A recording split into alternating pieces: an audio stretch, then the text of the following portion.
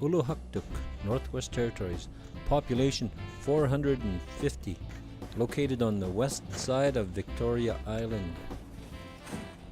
I got a liner that goes on the inside. See all these, and that you have a double wall tent and it makes it twice as warm, eh? Uluhaktuk in the Inuit dialect means the place where Ulu parts are found. That's to warm up the burner. Inuit have inhabited this land for generations. Yeah,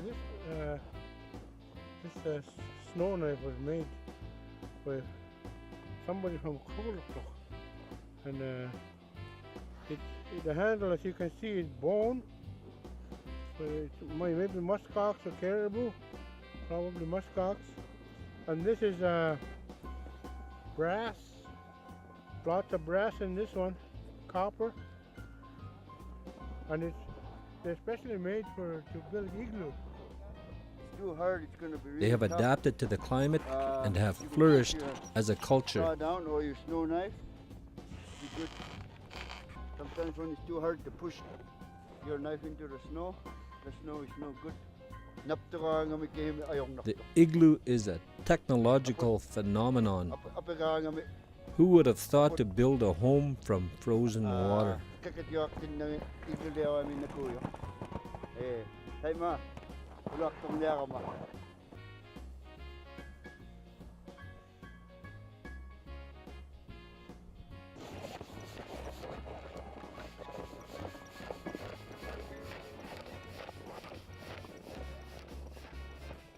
Yeah, that's a sort of a crack there, ice crack, and then also on the snow, and from there it's you can start cutting snow blocks. It's quite easy. It makes it easy to cut, and that's what our friend is doing right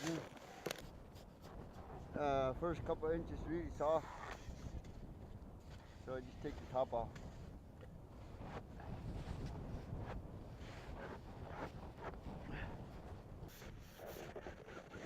No, it's poor snow. Look at that, eh? Got layers. No good. Okay. Okay? Yeah.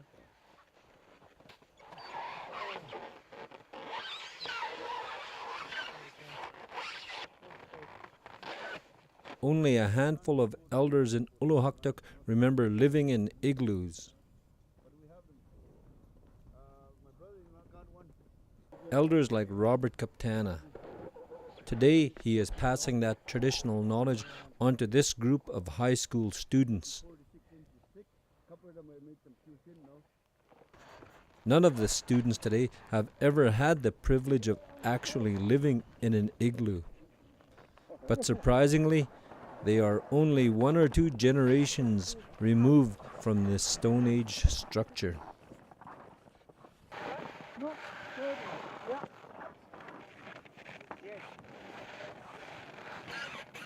With modern technology moving so rapidly, it is no wonder that Inuit youth become caught up in the speed of light. But today, they are turning technology on itself by using it to preserve the past and highlight the value of Uluhaktuk traditions. Join us and the people of Uluhaktuk as we capture and celebrate age-old Inuit culture. Join us as we learn how to build an igloo. Like that, yeah. Put small pieces around. How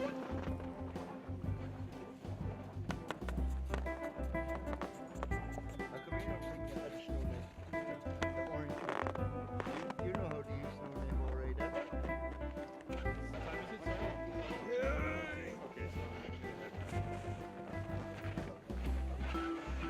It's good to have a few young guys around to lift the heavy blocks.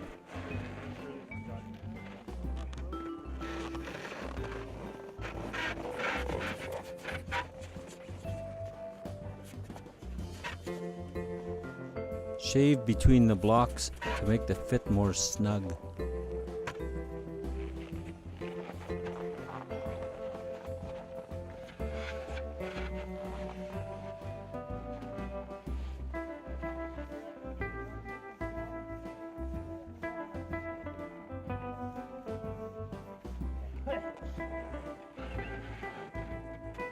Professional igloo builder David Kaptana arrives on the scene, just to lend a few of his tips to the igloo.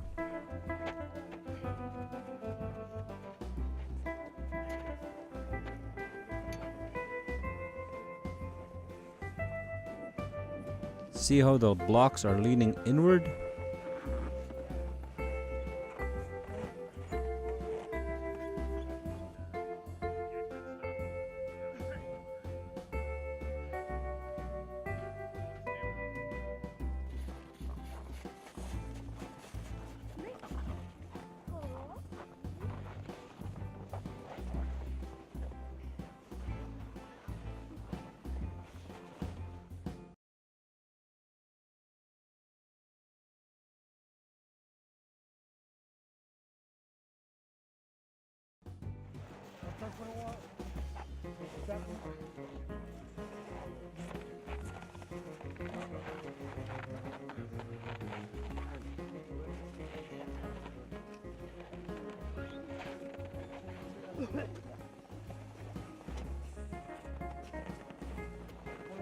Notice David's snow knife.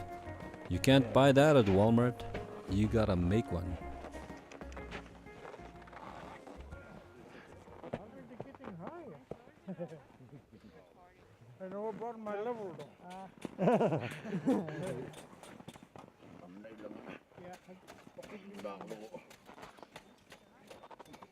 Fucking make me feel cool. Yeah. Huh? So it don't cave in, huh? Yeah. Take the weight off. Take the weight off? David was born in an igloo, so he remembers well how to build them. I live in this time before, so. Yeah. I was born in this country. That's what I'm here today. Cut them. Yeah, gonna have to, huh? Yeah.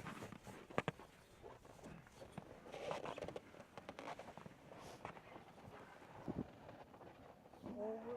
This one to go on top here. These two young guys won't be stuck next time they break down, because they are helping out and learning.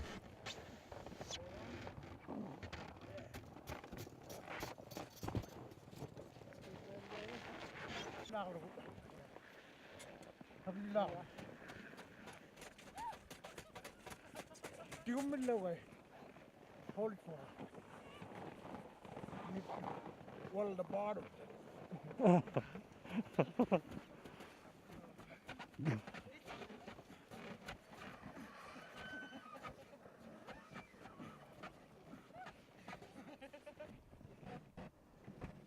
The sides of the blocks have to be angled as well so they can lean on one another.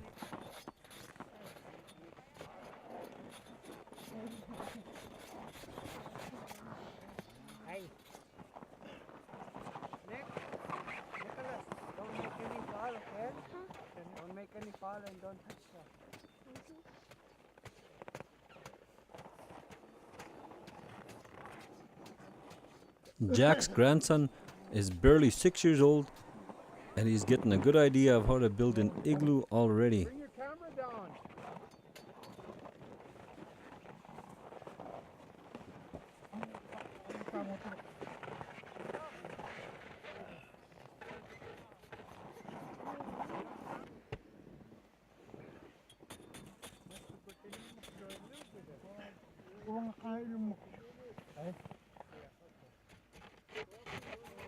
Notice how they fit the sides together?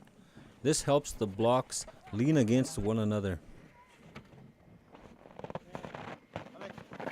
I need some welders. Hey. David welds the blocks together with loose snow. This helps the blocks stick together.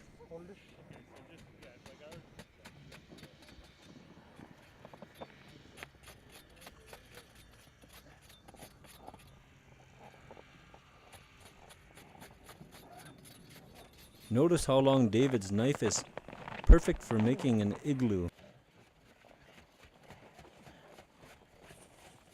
You'll need to shave the tops of each block of snow so they are all the same height.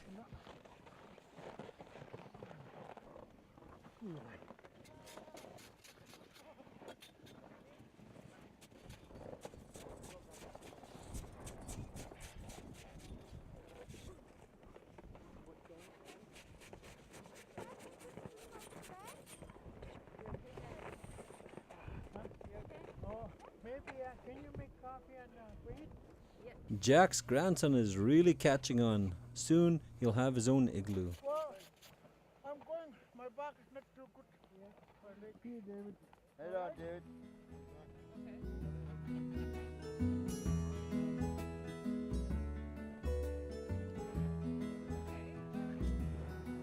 Another block.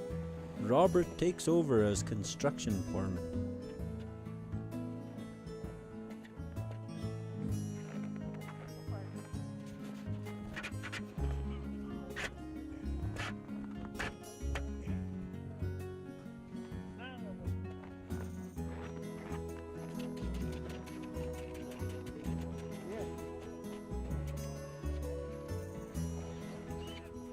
Jack is filling in the cracks with soft snow to weld the blocks together.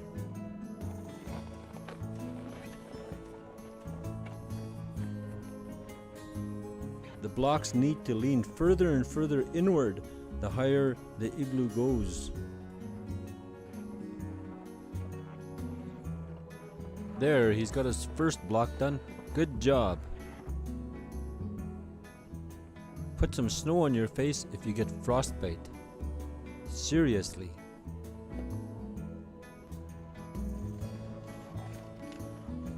One photographer, one sociologist, and a historian document the igloo building.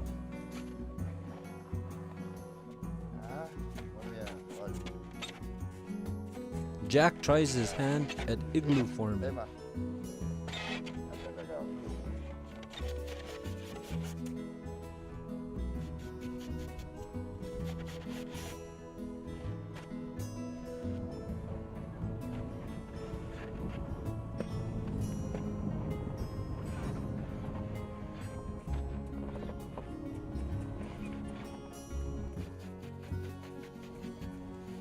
This is the spiral block. It is placed leaning up against another bottom block to create the spiral leading to the top of the igloo.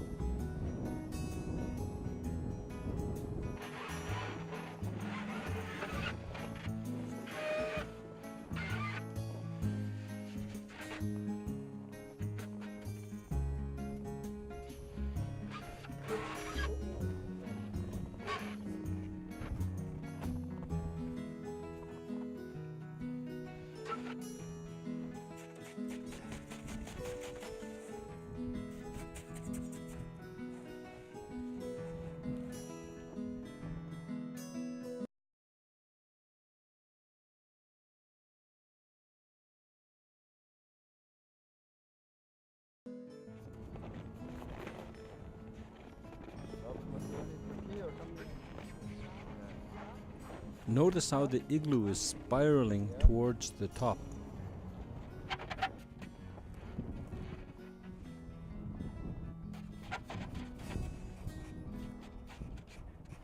Albert takes time to model his new shades.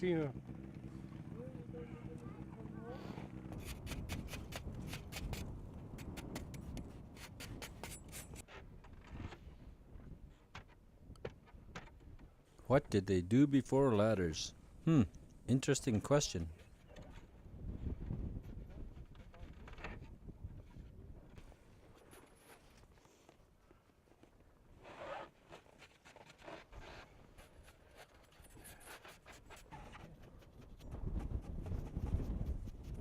See how the blocks are smaller and lighter the closer you get to the top.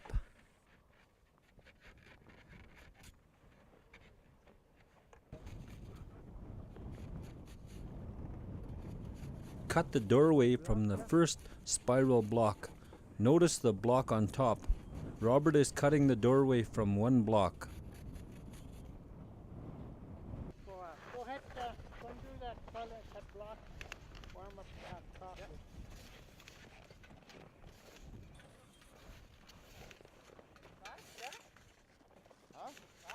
And now to try out the new door.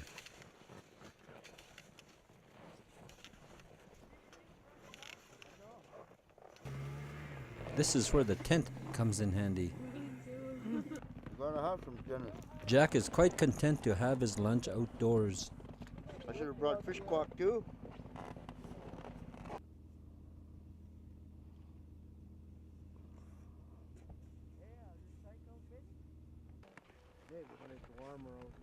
Yeah. Albert takes a moment to show us the bone game.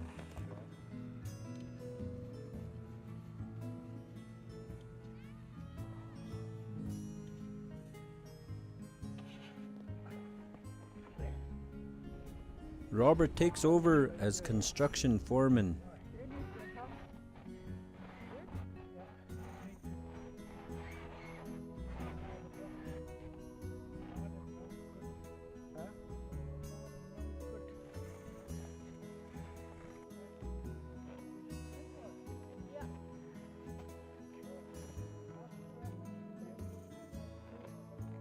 Now the crucial part begins, constructing the top of the igloo.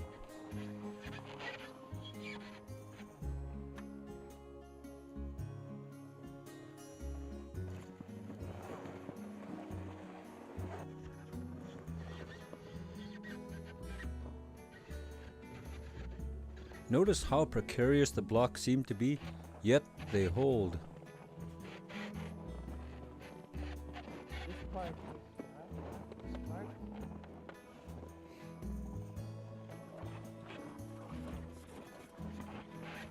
The key is leaning the blocks on one another.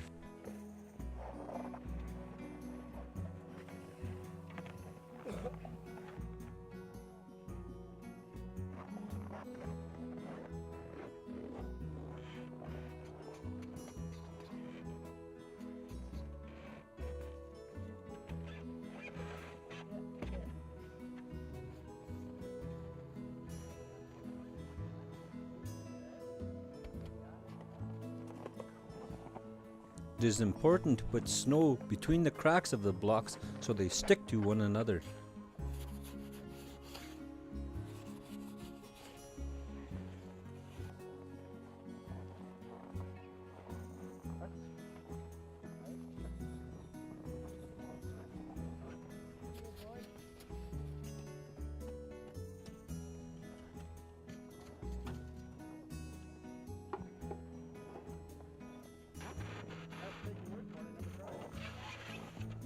This is where experience comes in handy.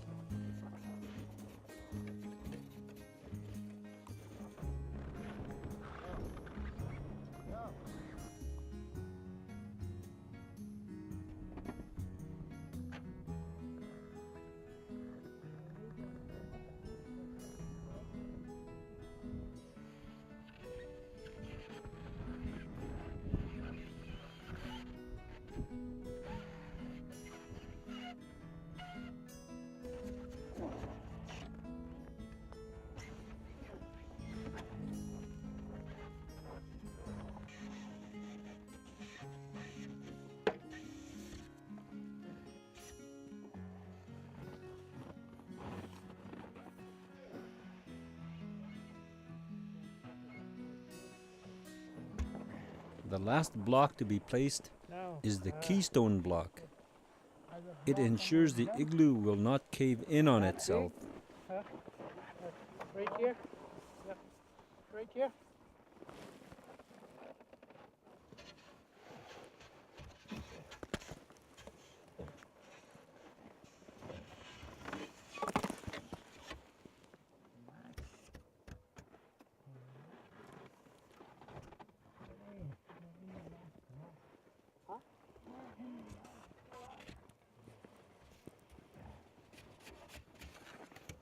Don't forget to shovel out the snow dust. A little bit of siding And our igloo is done.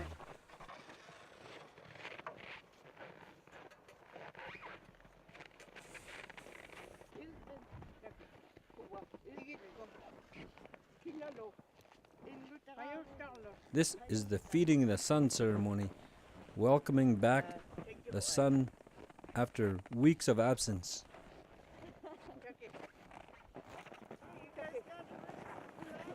Everyone races to see who could pick up the most food, delicious frozen char and caribou fat.